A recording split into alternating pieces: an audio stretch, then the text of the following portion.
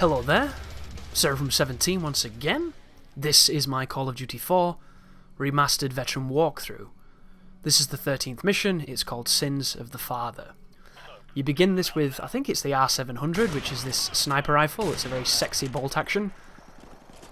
And then you're going to be setting up an interesting trap that leads into a chase sequence that's got dogs, men in tracksuits. It's all kinds of crazy. But I was thinking of something between this video and the last one.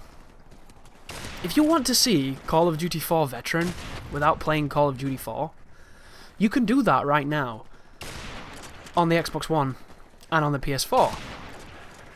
It's called playing Titanfall 2 on Master. And you might be like, what? How does that make sense? They're completely different games.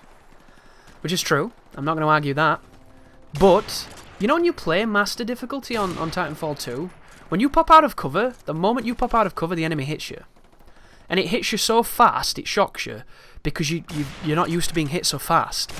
There's no grace period, there's just boom, you're hit, and you have to get back in. And it leads you to doing very creative things to shoot back. Some sneaky, some cowardly, some more masculine, you know, it all depends on how you approach it. But the one remaining factor is if you are out of cover, the enemy will hit you, and they'll hit you very quickly. And it reminds me just like old COD 4. And I think the reason for this is because a lot of the people that worked at Infinity Ward, who were producing this game and developed this game, they went with those guys over to Respawn. And you can really feel that design ethos being carried on in Respawn's camp. And I love that because it feels like old school COD 4. And one of the things that I thought was quite interesting is, during the level between the first level on this game and the second one, where you're driving through the showdown level, and then you that terrorist and he executes that dude, you can see the credits coming up on the screen, because they do quite late credits and they play for a long time as you're driving in that shitbanger car. And one of the credits is Lastimosa. And you're probably going, oh, wow, because I know I did. And then you might be thinking, well, who the hell is that, because you didn't play Titanfall 2. Well, Lastimosa, I assume, because he was on the credits at the beginning of this game, is one of the devs. I don't know what this dude's job is, but he's obviously quite a core component of Infinity Ward and then Respawn afterwards. He is the pilot who's in BT before you get BT. He's also the person who trains you at the beginning, and he's the person on the leaderboards called Lastimosa.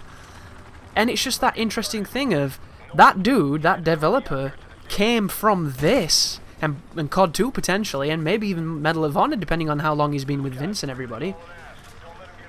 And he's gone on to do Respawn and to be helpful in developing that game, which is why I think Titanfall 2 feels so goddamn great, and has a lot of those things that made the original version of this game very sweet.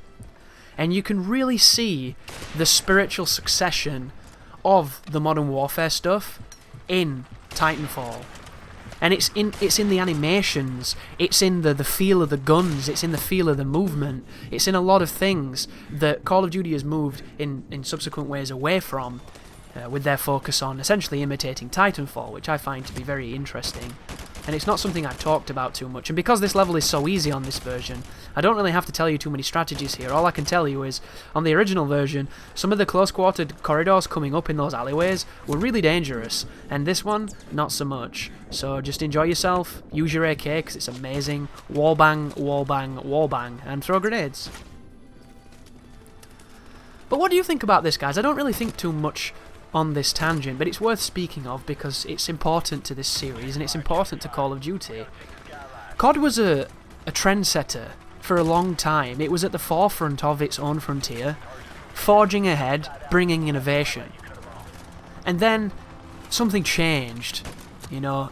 I don't know if it was the greed, I don't know if it was just the mass proliferation, the multiple dev teams, multiple different studios performing each month, the continual cycle of Call of Duty every year. How many has there been now? 15 or something crazy? Look at this, by the way, you can't do this on the original one, and if you can, you're a nutter because you get murdered so quick on this section, I remember it fondly.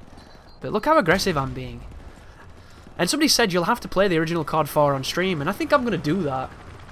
I think I'm going to go back through all the old CODs, I really do. Just some kind of crazy fun Call of Duty remembrance streams, maybe across the next summer coming or across a certain period when it's a bit slower with the games. do some fun runs of the games, because regardless of how you feel about Call of Duty, the shooting feels fun, and for the most, the campaigns are really fun. They might be very similar, and they might not evolve very well, or change much, or redefine themselves too often, but they are fun sequences. But as I was saying, sorry, as I get interrupted again, why is it that COD went from being the king of the world, where they could have done anything, gone anywhere, and still held everyone's attention and innovated further, yet they chose to kind of just dig a hole and bury their head up until the point till where they don't even know they're suffocating now, and everybody wants them to go back to World War because they're so sick of the fact that they've just done nothing with these new directions, and they've done nothing with the 10 plus games that they've brought out. Whereas Respawn exists now. They produced Titanfall, and Titanfall was essentially just the logical extension of Modern Warfare. It was the next step into the future, where there are now giant robots, there are now increased mobility, and all these fantasy guns.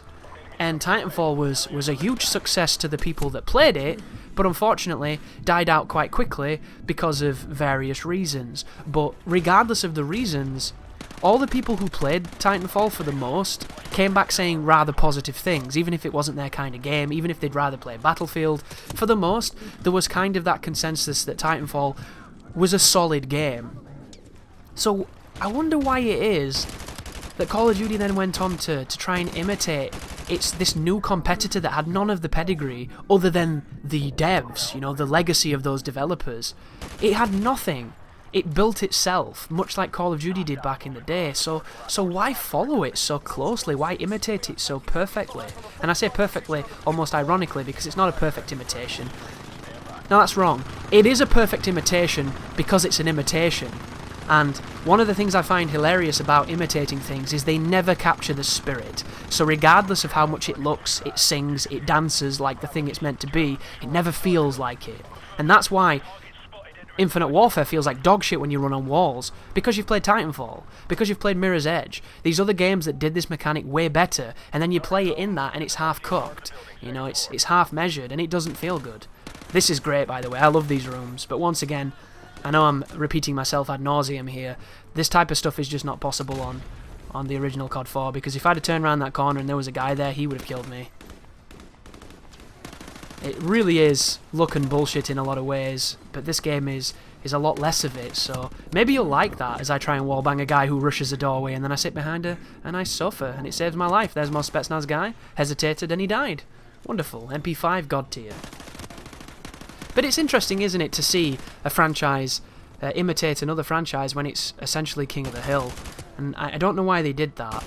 Because they could have gone to space, and they could have made it so different to Titanfall, and they could have really made the space thing matter, and feel like it mattered, and impact the gameplay in meaningful ways. But instead, they just bastardized and cannibalized this idea of wall jumping and double jumping, and wall running, sorry. Like, can you imagine if Halo comes out next year, and it's got wall running in it?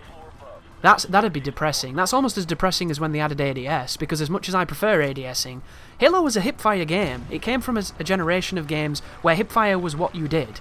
ADSing wasn't a mechanic yet, so hipfiring was the norm, you know? It's just one of those weird things, and now that we've had so much ADS, I kind of miss the hipfire stuff, even though hipfiring, I think, on console it's quite hard to do on some games, because the sensitivity is different between the ADS and the hipfire. And it's that weird combination of, if you get used to ADSing, your hipfire suffers. If you get used to hipfiring, your ADSing suffers. And until they release the option to make the sensitivities match, like you can in certain games, you're never going to get that full feeling of complete control over your gun. And in a game like Titanfall, hipfire is oh, I just killed my own dude. RIP. Press F to pay respects, guys. I didn't fail the mission, but I did murder a friendly. Poor guy. I'm going to look at him as well, because I'm very sorry. You can't hesitate, though, on Veteran. You've got to kill. So that's why it's dumb that your team are in front of you. They should always be behind you. And I'm going to end this mission quite interestingly, because you're meant to go outside and watch a bunch of cutscenes, but the guy tells me to shoot him in the leg. So I shoot him in the leg, and it fails me. Even though this would solve all our problems. But there you go, guys. That's the end of the mission anyway. You're not missing much. Don't shoot him in the leg. Just listen to him talk. He's kind of dull. He dies anyway. Fuck him.